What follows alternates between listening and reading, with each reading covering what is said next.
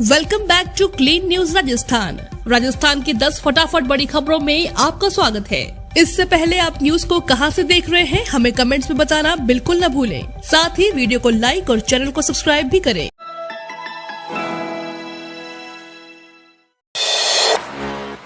Pink city की सड़कों पर गुटके पान खाकर थूकना पड़ेगा महंगा, तैयार हुआ ये प्लान। इंदौर स्वच्छता का 7वां आसमान छूने की तैयारी में जुट गया है। पिंक सिटी में भी हर बार की तरह टॉप 10 में आने का दावा करने वाली दोनों शहरी की मुखियों को लेकर अफसर स्वच्छ सर्वेक्षण 2023 की रैंकिंग में अच्छा प्रदर्शन करने का दावा करने में कोई कसर नहीं छोड़ रहे हैं। धरातल पर अब दोनों निगम गीला सूखा कचरा ही अलग ही नहीं कर पाए और न ही शहरवासियों को जागरूक करने के लिए निगम की ओर से कोई प्रयास किए जा रहे हैं। स्वच्छ सर्वेक्षण की परीक्षा वर्ष 2022 में 7500 अंक की हुई थी, जबकि वर्ष 2023 में बढ़ाकर 9500 अंक कर दिए गए हैं। यानी पॉलीथीन प्रतिबंध से लेकर कचरे के निपटारे सहित सभी पैरामीटर पर नगर निगम को अधिक काम करना होगा। राजस्थान में बोर्ड परीक्षाओं की जल्द जारी होने वाली है डेट शीट, काउंटडाउन शुरू। राजस्थान में लाखों बोर्ड परीक्षा देने वाले छात्रों को टाइम टेबल का बेसब्री से इंतजार है। केंद्रीय माध्यमिक शिक्षा बोर्ड की ओर से बोर्ड एग्जाम डेट शीट का इंतजार और भी बढ़ गया है। छात्रों का अब एक ही सवाल है कि आखिर बोर्ड परीक्षा का टाइम टेबल कब आएगा। जानकारों और बोर्ड के सूत्रों के मुताबिक जानकारी राजस्थान माध्यमिक शिक्षा बोर्ड जल्द ही कक्षा 5वीं, 8वीं, 10वीं और 12वीं की परीक्षाओं के लिए टाइम टेबल जारी कर सकता है। आपको बता दें, RBSE की डेट शीट raj.edu.board.rajasthan.gov.in पर उपलब्ध होगी। 2 से 3 दिन जारी रहेगा कड़ाके की सर्दी और कोहरे का दौर। राजस्थान में चल रहा कड़ाके की सर्दी का दौर अभी जारी रहेगा। मंगलवार को अधिकांश इलाकों में तापमान 5 डिग्री से नीचे दर्ज किया गया है। वहीं उत्तर पूर्वी राजस्थान के अधिकांश इलाकों में घना कोहरा छाया रहा। मौसम विभाग के मुताबिक अगले 3 से 4 दिन सीवियर कोल्ड वेव का दौर जारी रहने के आसार हैं। लिहाजा अभी सर्दी से राहत नहीं मिलने वाली है। इसके साथ ही अगले 2 दिन घना कोहरा भी छाया रहेगा। सोमवार को प्रदेश के चुरू और इससे सटे फतेहपुर में पारा माइनस में चला गया। पारा माइनस में जाने से चुरू में बर्फ तक जम गई। सर्द हवाओं का यह दौर अभी 3 दिन जारी रहने के आसार हैं। 7 जनवरी से पारे में कुछ बढ़ोतरी हो सकती है। मौसम विभाग के अनुसार शेखावटी में 2 दिन पारे में और गिरावट हो सकती है। चुरू, सीकर और झुंझुनू के लिए ऑरेंज अलर्ट जारी किया गया है। इसके अलावा जयपुर, नागौर, गंगानगर, बीकानेर, कोटा और हनुमानगढ़ के लिए येलो अलर्ट जारी हुआ है। पर्यटक अब उदयपुर को भी आसमां से निहार सकेंगे। RTDC कर रहा है तैयारी। नए वर्ष में लेक सिटी उदयपुर को पर्यटन क्षेत्र में नई सौगात मिलने की उम्मीद है। राजस्थान में जैसलमेर के बाद राजस्थान पर्यटन विकास निगम अब उदयपुर में भी जल्द हेलीकॉप्टर जॉय राइडिंग शुरू करेगा। हेलीकॉप्टर से जॉय राइडिंग के साथ ही मेवाड़ में पर्यटकों के लिए नवीन सुविधा बढ़ाने पर भी काम किया जा रहा है। पर्यटक झीलों की नगरी उदयपुर की खूबसूरती को हेलीकॉप्टर से भी निहार सकेंगे। इसके लिए तैयारियां शुरू कर दी गई हैं। इससे उदयपुर के पर्यटन को और बूस्टर मिलने की उम्मीद है। RTDC के अनुसार उदयपुर और राजसमंद में हेलीकॉप्टर राइडिंग की अपार संभावनाएं हैं। हेलीकॉप्टर राइडिंग से देशी और विदेशी पर्यटक उदयपुर के ऐतिहासिक स्थलों और झीलों का विहंगम दृश्य देखकर अभिभूत हो सकते हैं। राजस्थान में बन सकते हैं 6 नए जिले। 23 जनवरी को बजट सत्र की घोषणा के साथ ही राजस्थान में नए जिले बनाने की चर्चा फिर से जोर पकड़ लिया है।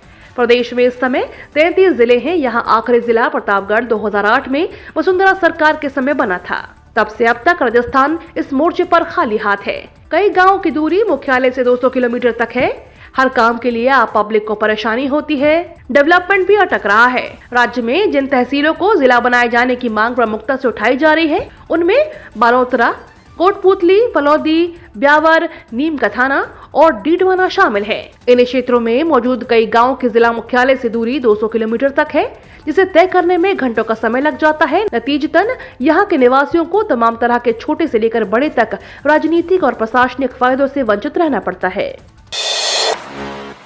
ग्रीन एनर्जी का हब बनेगा राजस्थान।